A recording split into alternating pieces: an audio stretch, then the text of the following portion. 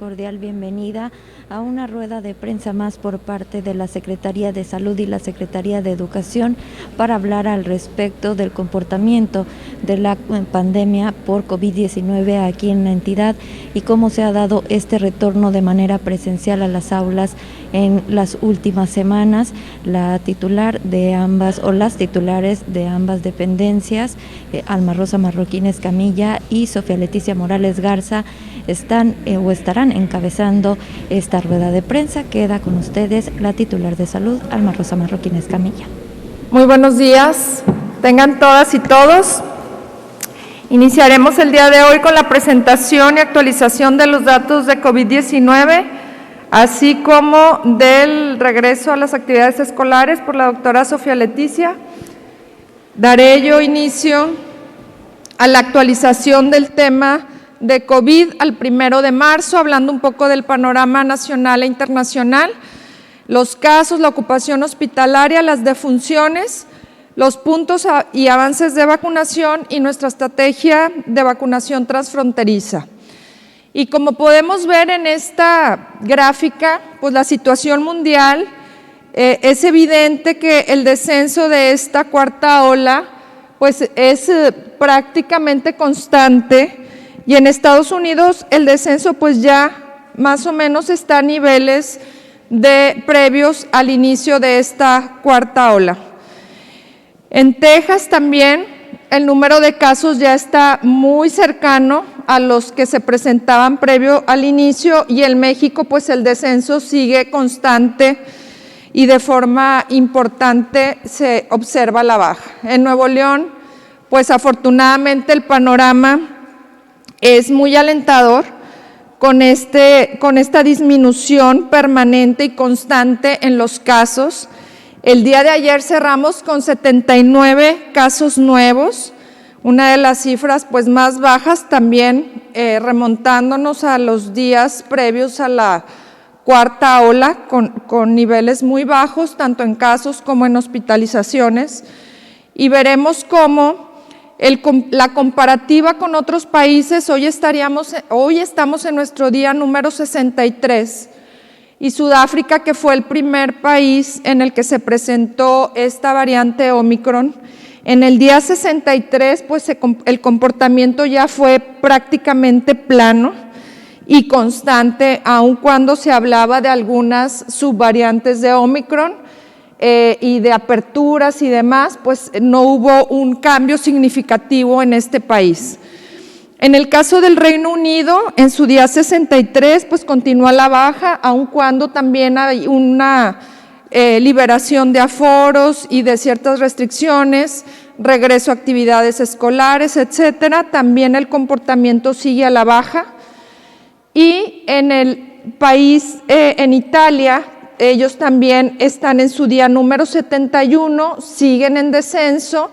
En el día 63, pues el comportamiento todavía no ha caído a niveles previos al inicio de la cuarta ola, pero la disminución en el número de casos también es constante.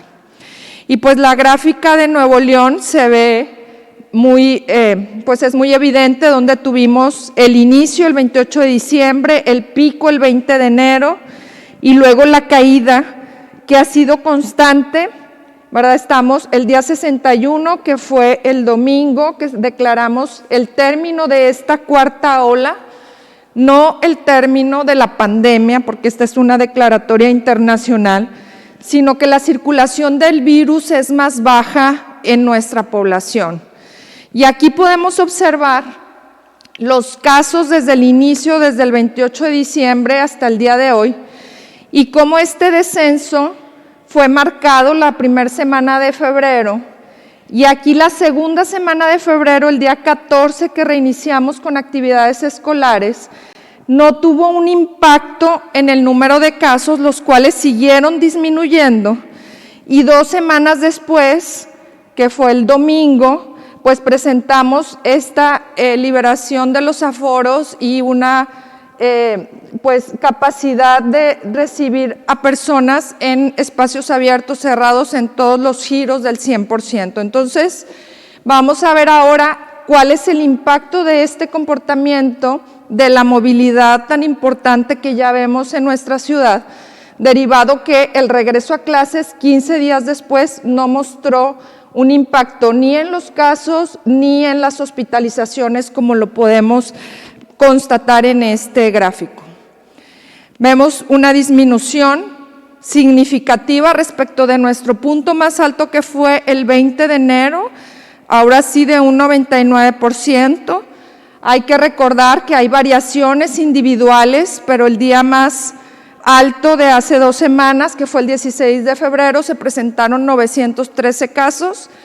El día más alto de la semana anterior fue el 24, que fueron 623, y tendremos un día más alto esta semana que lo vamos a estar monitoreando para evaluar que pues no rebase y que los promedios semanales también se mantengan a la baja. Pero es muy importante ver pues esta disminución que se observa en la incidencia diaria de casos. A nivel nacional, pues nos comportamos con una tasa estatal por debajo de la tasa nacional, con 28.85 versus 33, que es el promedio nacional. Hay estados que siguen presentando un número importante de más de 60 o 70 casos por casi el 1,000 habitantes. Nosotros estamos con 28 y nuestros estados vecinos, Coahuila y Tamaulipas, también manifiestan o presentan un descenso importante, lo cual pues también es positivo para nosotros. En el mapa estatal pues ya también observamos gran parte del estado que se empieza a pintar los diferentes municipios de color amarillo, naranja y verde, teniendo todavía 17 municipios, esencialmente los del área metropolitana, que todavía traen una circulación del virus que todavía los marca en color rojo, pero que esperamos que también durante las próximas semanas podamos ir transitando a colores amarillo y verde en todo el estado. El número de casos por grupos de edad pues también se presenta una disminución. Siempre tenemos el grupo de 25 a 44 años todavía con mayor incidencia, y las hospitalizaciones también se empieza a ver este reflejo de la reducción de las hospitalizaciones con un 71%. Tenemos prácticamente 4 días oscilando en las 300 hospitalizaciones. Ayer cerramos con 288 pacientes, y recuerden que nuestro pico más alto de hospitalizaciones se dio hace aproximadamente un mes, el 31 de enero, con 1,010 hospitalizaciones. En relación a los pacientes intubados, también hay una disminución. Tenemos 64 pacientes hospitalizados que están en terapia intensiva, conectados a un ventilador. Esto representa también un 62% de disminución respecto a nuestros días más críticos, que fueron el 3 y el 4 de febrero, en el que teníamos 168 pacientes hospitalizados con ventilador. Es decir, más de 100 pacientes intubados respecto a lo que hoy tenemos en el estado. Hemos observado que la tendencia de pacientes pediátricos se mantiene. Ayer cerramos con 5 pacientes pediátricos hospitalizados con diagnóstico de COVID, todos estables, ninguno en terapia intensiva.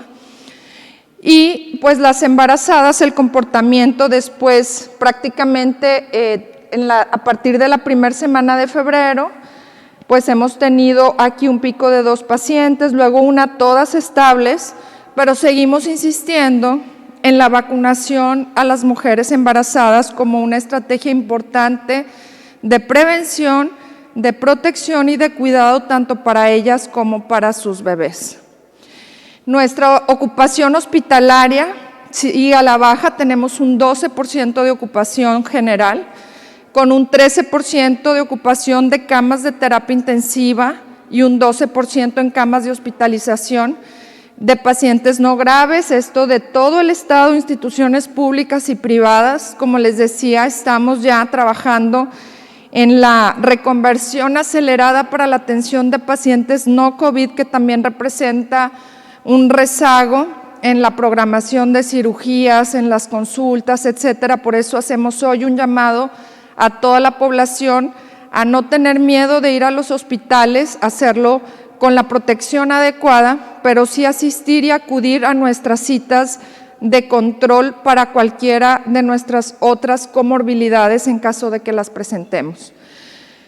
El día de ayer se presentaron 8 nuevas defunciones, teníamos también un tiempo, más de un mes, como mes y medio, de que no teníamos cifras de un dígito.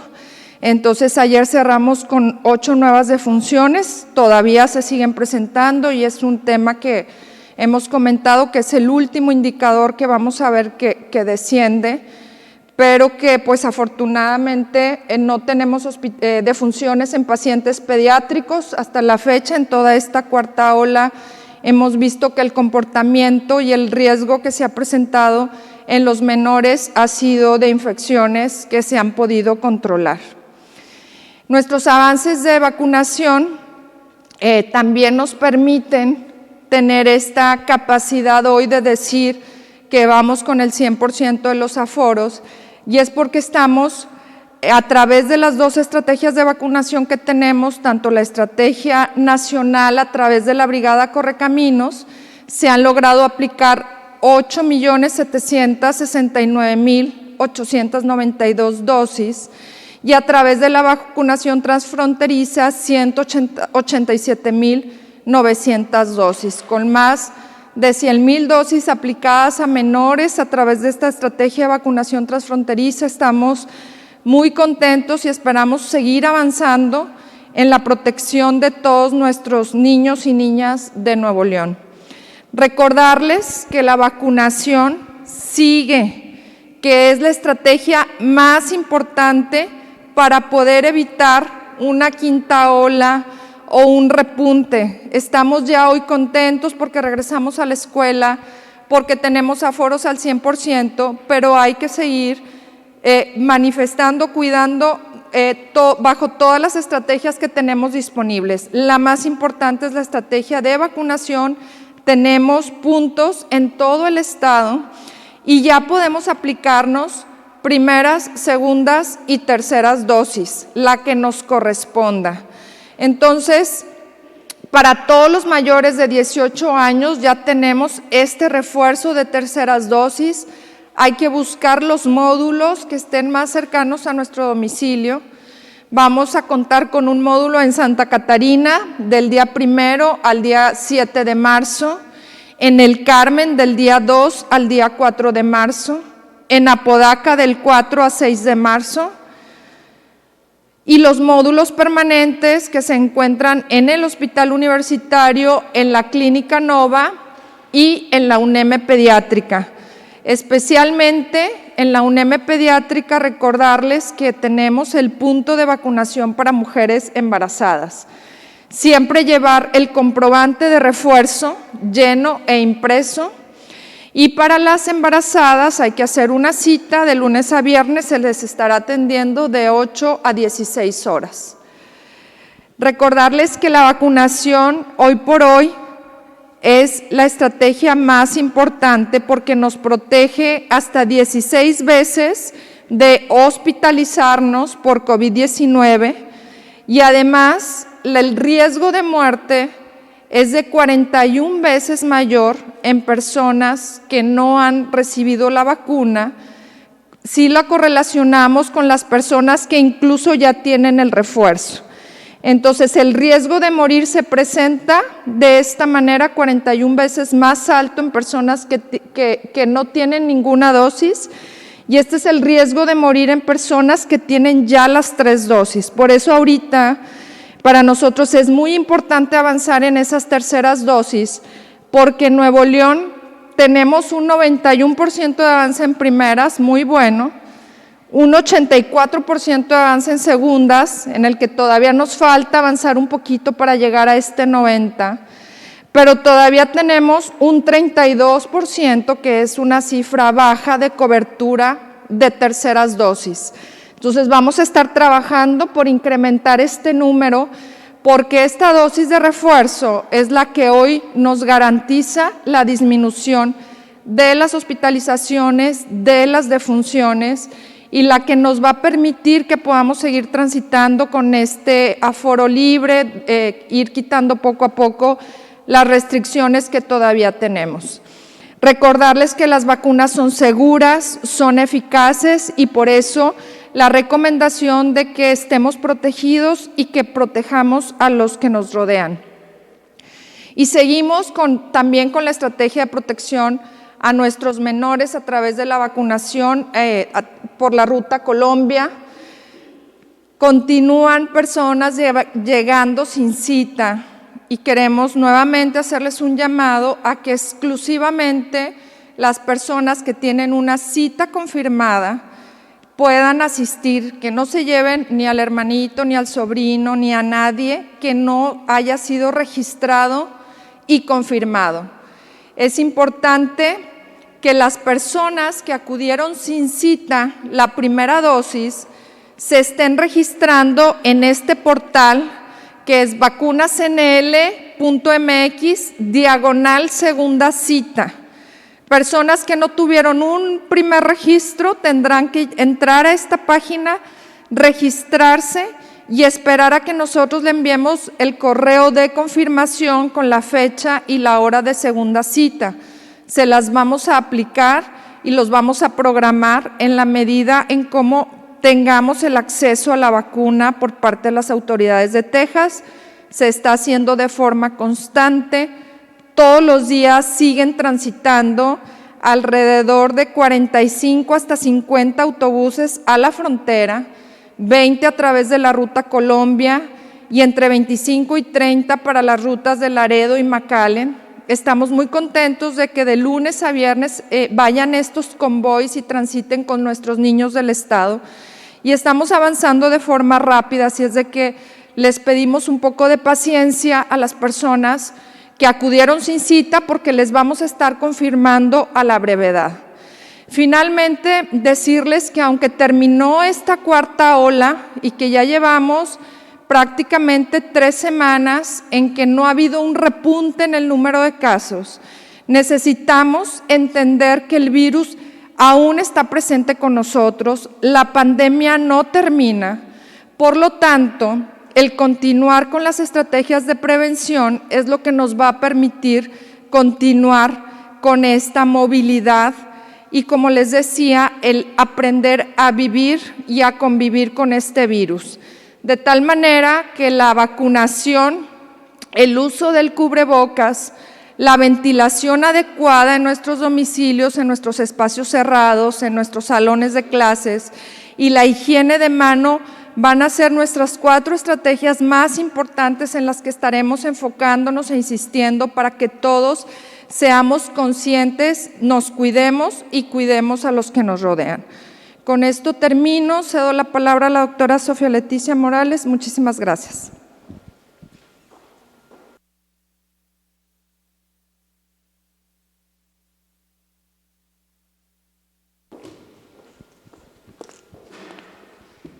Muy buenos días.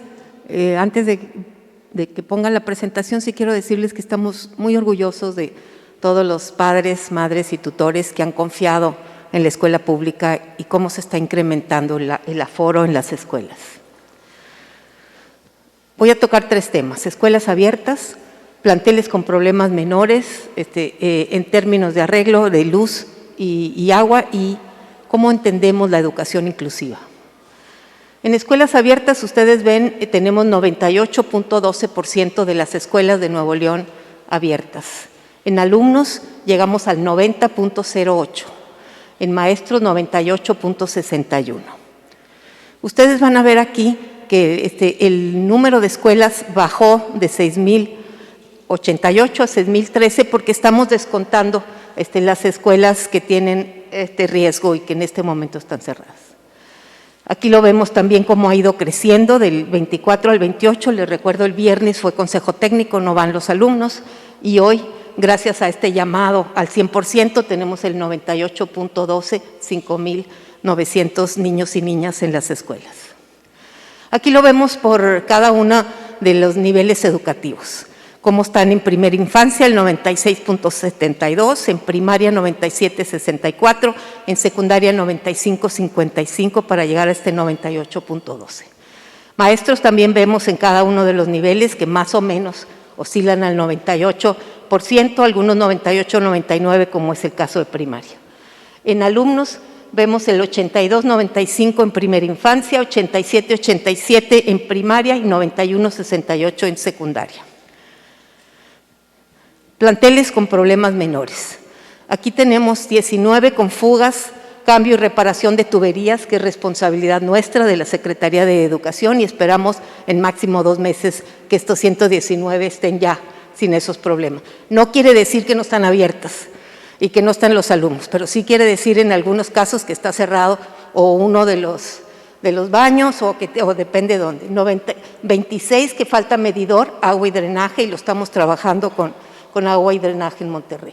2, el contrato por obra nueva y problemas de conexión, es el caso de ICIFED y estamos trabajando con ellos.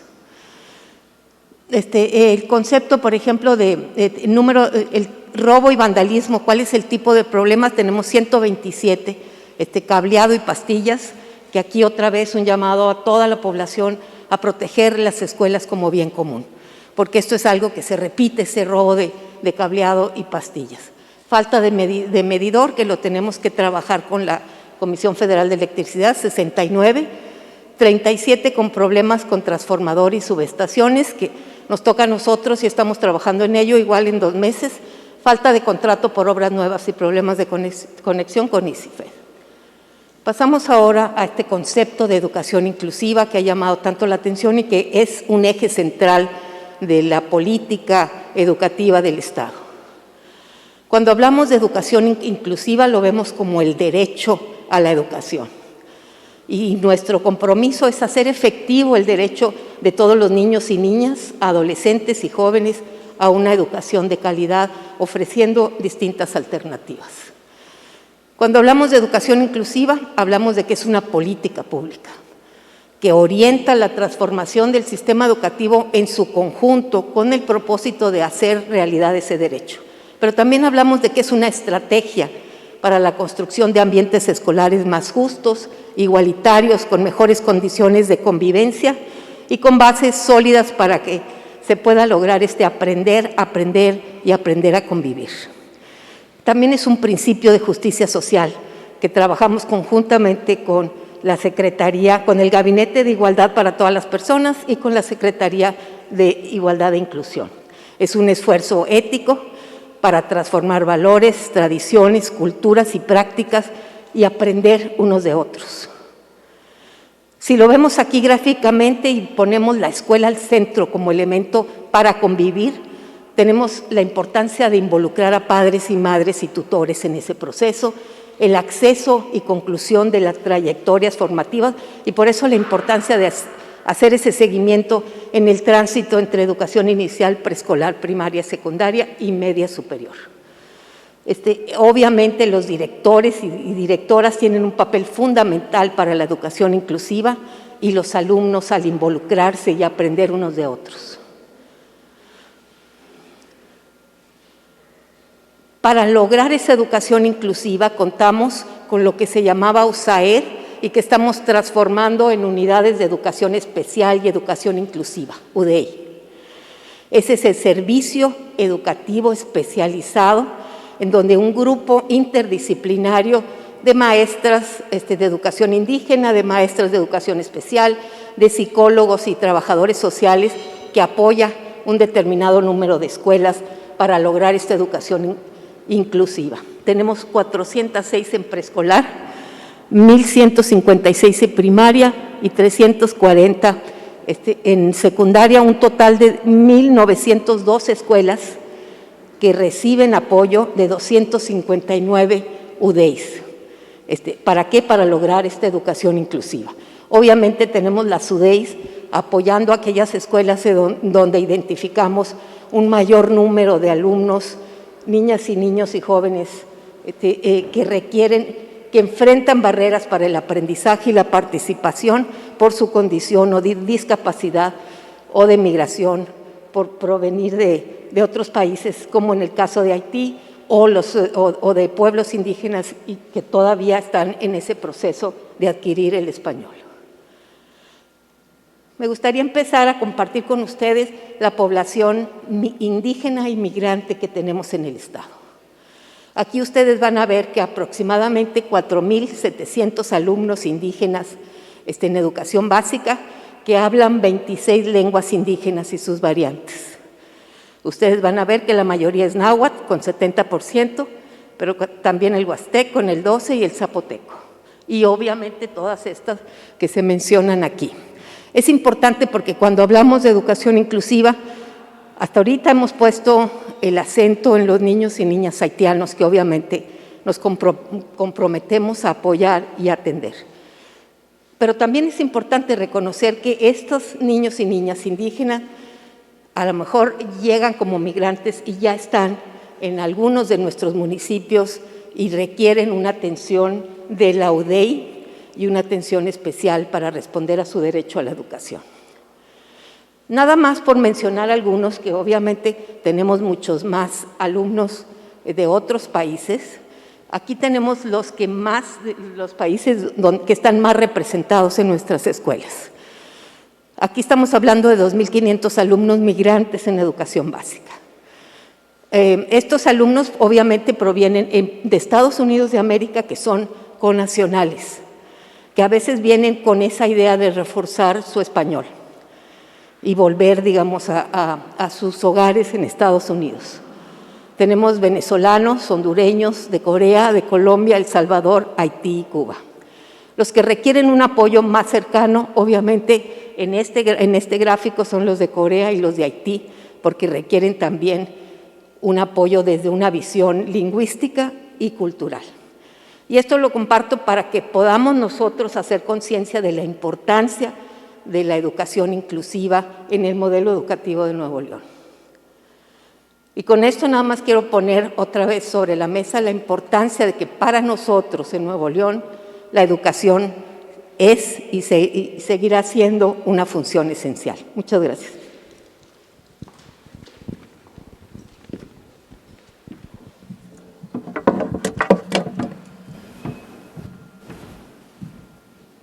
Muchas gracias. Quedamos atentos a las preguntas. Listo. Secretaria Alexandra Mau de Multimedios, preguntarle, con esta apertura del 100% en los aforos, ¿han tenido alguna situación de riesgo al interior de los comercios? Es decir, alguna anomalía porque no se cumplen con los protocolos, si han sancionado alguno de estos establecimientos, y a la Secretaria de Educación cuestionarle cómo es que se están llevando a cabo estas clases, dada los problemas que ya mencionaba de infraestructura, es decir, a detalle cómo pues están tomando los alumnos ahora con este retorno. Gracias. Buenos días, Denis Leiva de MBS Noticias. Primero a la Secretaría de Salud, ¿qué seguiría en términos de eliminación de restricciones si el aforo ya está al 100% y si ya hay clases presenciales? Preguntarle qué es lo siguiente que se consideraría en caso de mejorar los indicadores, y también preguntarle qué ordenamiento hay en cuestión de instituciones públicas, como en el caso del Congreso del Estado o el Tribunal Superior de Justicia, que aún no permiten el aforo al 100% en estos espacios.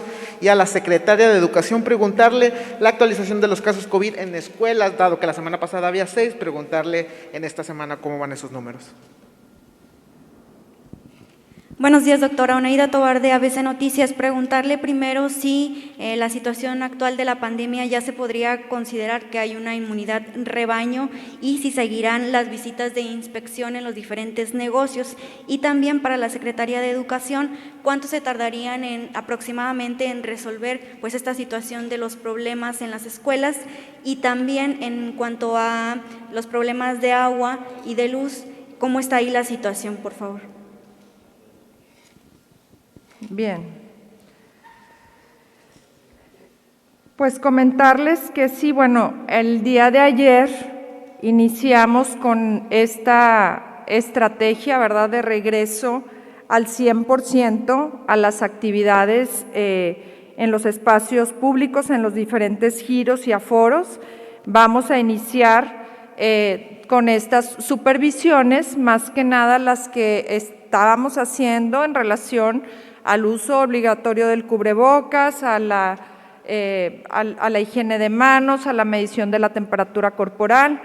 Y bueno, en el mes de octubre se han hecho alrededor de 12,000 visitas a diferentes establecimientos desde octubre a la fecha, y esto no se ha interrumpido de acuerdo a las restricciones que se establecen cada día jueves y que se aplican el siguiente día lunes.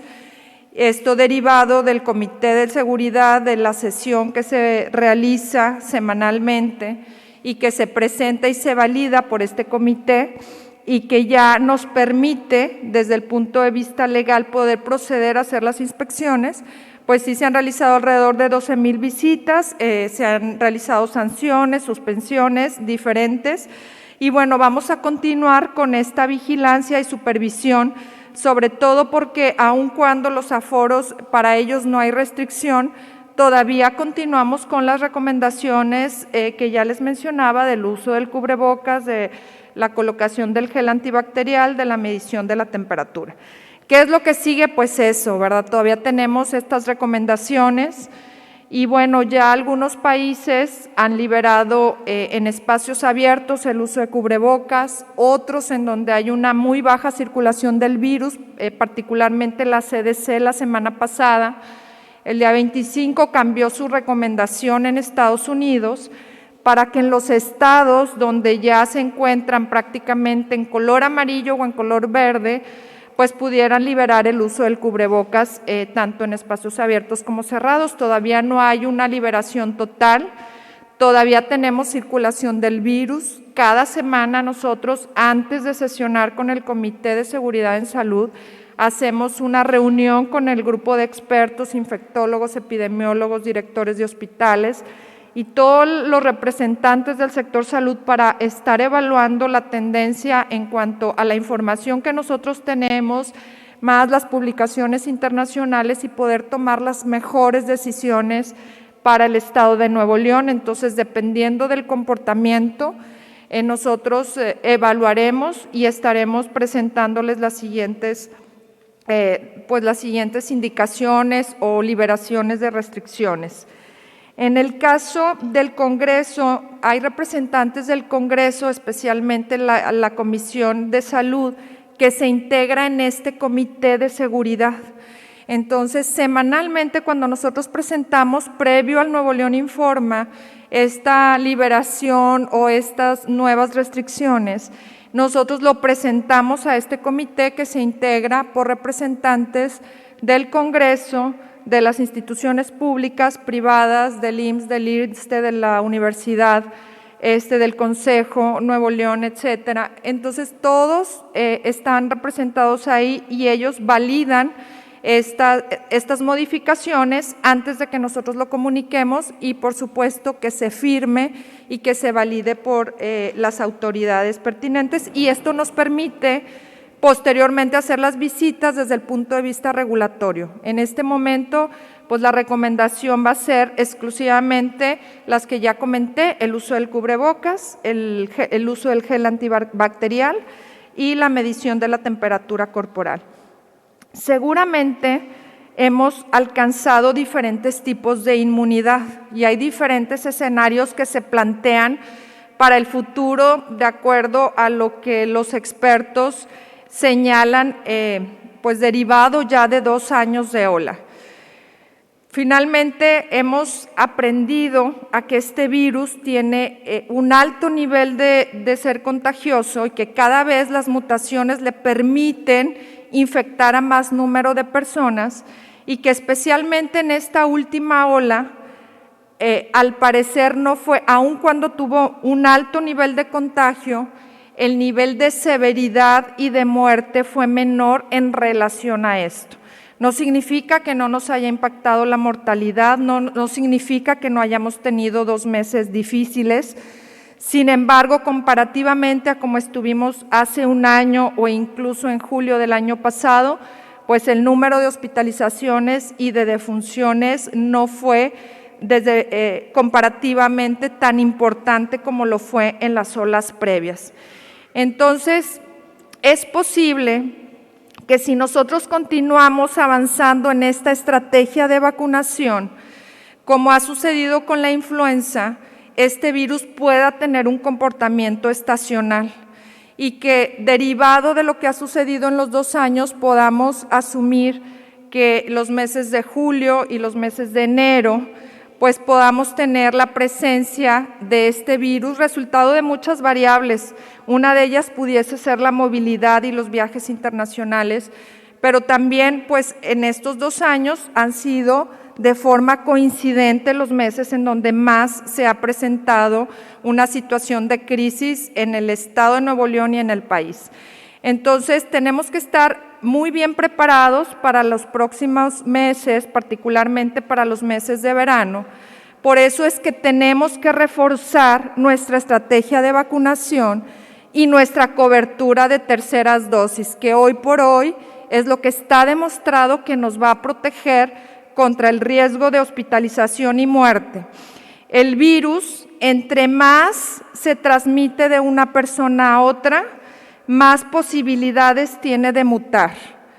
Y como en la influenza, que la influenza cada año tiene ciertas variaciones porque el virus también se presenta de formas diferentes, y la vacunación anual ha permitido que aprendamos a convivir con el virus de la influenza, pero no así que evita en su totalidad el riesgo de hospitalización y muerte. Seguramente vamos a tener que estar haciendo diferentes o implementando diferentes estrategias de cuidado y de prevención en diferentes momentos. Vamos a esperar cuál es el comportamiento.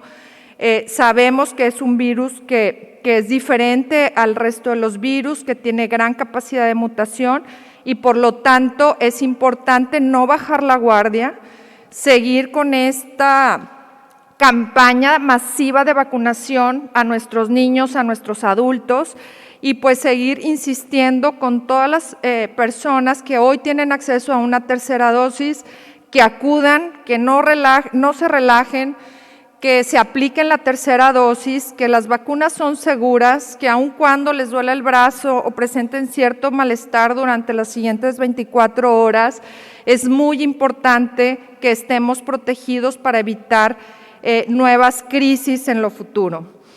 Y nada más voy a comentar lo de los casos de COVID en las escuelas. Seguimos trabajando en la búsqueda intencionada de niños en las escuelas. Llevamos más de 500 pruebas realizadas, solamente los 6 casos que les había reportado, no llevamos nuevos casos identificados, pero vamos a estar intensamente trabajando en colaboración con la Secretaría de Educación para tratar de continuar con esta estrategia. Con esto cedo la palabra a la doctora Sofía Leticia. Muchas gracias. Primero que todo, los datos que yo les compartí hoy son de agua y de luz. Entonces, nada más están concentrados en los problemas, digamos, que tenemos de agua y luz que impiden el regreso a los planteles. Sin embargo, quiero decir que algunos sin luz van en el turno matutino por decisión del colectivo, de la comunidad educativa. Eso no quita, digamos, la importancia de trabajar aceleradamente para que esos problemas se resuelvan. Por eso lo quise poner en función de quién es responsable de cada cosa. En los que viene la Secretaría de Educación, nosotros nos comprometemos en un plazo no mayor de 2 meses a que esos problemas se resuelvan, que son los de un número mayor de escuelas. Pero paralelamente estamos trabajando tanto con la Comisión Federal de Electricidad como con Agua y Drenaje para ver los otros. Los que trae el ICIFED, algunos son problemas estructurales que a lo mejor se tardan más, pero me comprometo con ustedes a cuando me toca Nuevo León Informa, que son los martes, ir, digamos, monitoreando el avance. Tuvimos también una reunión con el Congreso, con las 2 comisiones que están comprometidas con la educación, la Comisión de Educación y la Comisión Especial de Rehabilitación de Escuelas, para hacer un conteo de cómo vamos y cómo vamos avanzando y cómo se ha utilizado el recurso. También con ellos me comprometí en estos casos a dar, que son los que más nos preocupan en términos del regreso a clase, tener un cronograma e irlo trabajando con ellos. Otra de las preguntas que ustedes tienen es, ¿qué pasa con esos alumnos? Esos alumnos están organizados con sus maestros y directivos para seguir en línea, apoyados por Escuela TV, que para aquí en Nuevo León continúa dando ese servicio. Sin embargo, hago una invitación a padres y madres que si tienen sus hijos en alguna de estas escuelas que no está abierta por estas razones, nos solicite cambiarse de plantel y poder ir a uno en donde sea presencial 100%, y que no tenga esos problemas por lo pronto para finalizar este ciclo escolar. También una invitación a padres y madres, si por alguna razón sus hijos no están yendo a clases presenciales, que lo denuncien, que nos pasen, digamos, esa información para ver cuáles son los motivos por los cuales no están yendo a clases presenciales. En el otro tema de cómo vamos en la identificación de casos de contagio, lo que puedo decirles es que tanto en la Secretaría de Educación, con el app de Estamos Sanos, como en la plataforma de Puertas Abiertas y de PASE, se identifican, sobre todo en Puertas Abiertas, los casos de niñas y niños que tienen o son sospechosos o confirmados. Afortunadamente, la corresponsabilidad de los padres y la eficacia del segundo filtro, del primero y segundo filtro, nos han llevado a que en muy pocos casos podemos realmente identificar un contagio dentro de la escuela. Cuando se ha identificado, como lo decía la Secretaría de Salud, se trabaja en alianza completa con la Secretaría de Salud. Muchas gracias. Muchas gracias, que tengan buen día. De esta manera concluye el Nuevo León Informa de este martes 1 de marzo. Lo invitamos para que se quede en punto de las 12 del día y conozca todos los detalles de la rueda de prensa o de los datos otorgados por las autoridades estatales en esta rueda de prensa en el espacio de Noticias 28 Vespertino. Le agradecemos que nos haya acompañado a lo largo de esta rueda de prensa y le deseamos que tenga muy buenas tardes.